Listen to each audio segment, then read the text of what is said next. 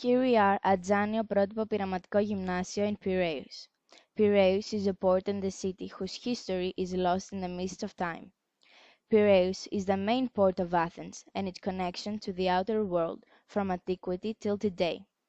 Here people, goods and ideas move freely, making the city of Piraeus a commercial crossroad with open horizons. However, Piraeus was not always like that. During the Second World War, Piraeus experienced catastrophic bombardments and naval blockades. People suffered greatly from mass starvation and from severe acts of violence by the Nazis. Still, they protested for their freedom against the occupying forces and resisted dynamically facing the consequences.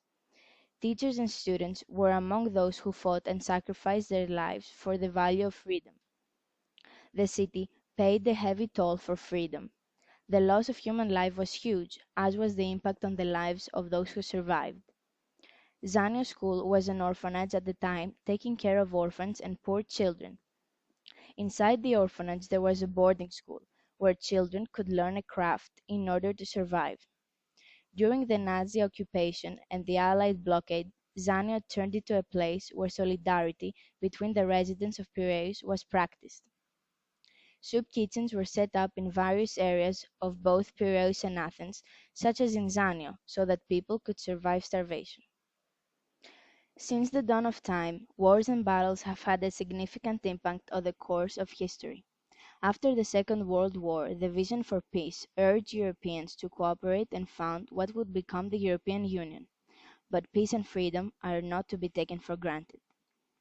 In the distant past, Athenians and their allies fought to protect their freedom in the straits between Piraeus and the island of Salamis, in a battle that changed the course of history and the future of the Western world. After the city's liberation from the Persians, Piraeus was chosen to become the port of Athens.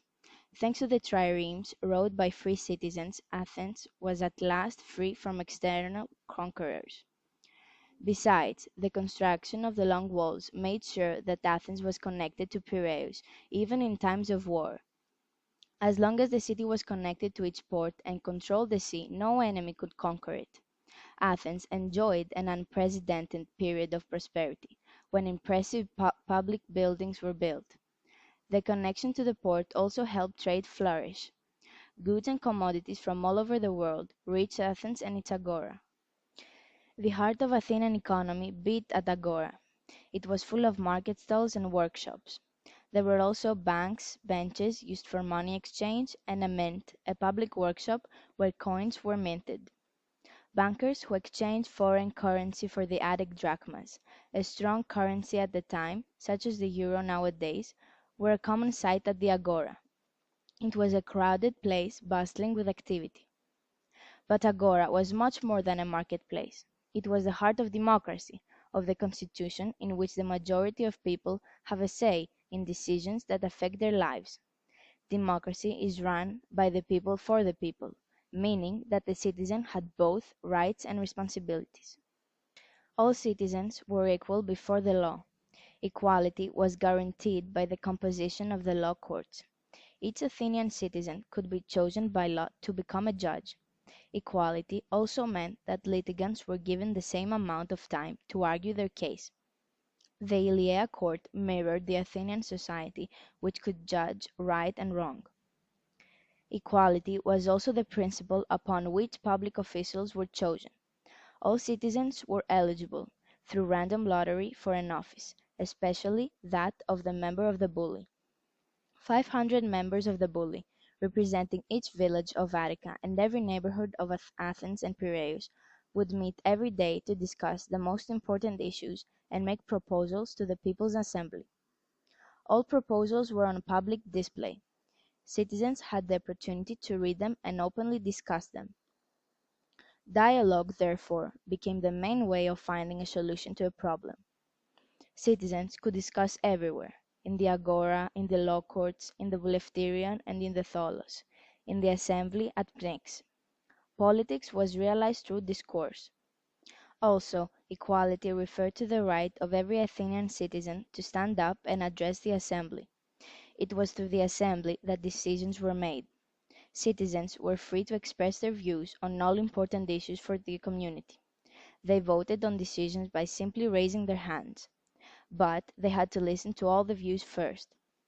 Voting was taken into account in decision making. It was a system of direct democracy. Participation in political affairs was duty of all citizens. Also, the citizens had another important duty, to protect democracy. This was how democracy worked. But were all the views heard? What about the most provocative ones? Socrates was sentenced to death by his fellow citizens because he introduced new divinities and corrupted the youth. A warning comes out from the past. Democracy has to be tolerant to all the views, even the most heretical ones. Centuries later, secularism guarantees the freedom of conscience against any authority. Back to the present now. Athenian democracy had a lot of weaknesses that today do not seem acceptable. Slavery, downgrading of women, war. Since then, democracy has evolved. However, it still faces challenges. Can we renew democracy? Can we help it face the challenges of today's world? Can we make it functional and fulfilling for us today? Can democracy express the will of the peoples of Europe and allow them to build a common future of peace, freedom, and prosperity? It is us, European citizens, who will answer this question.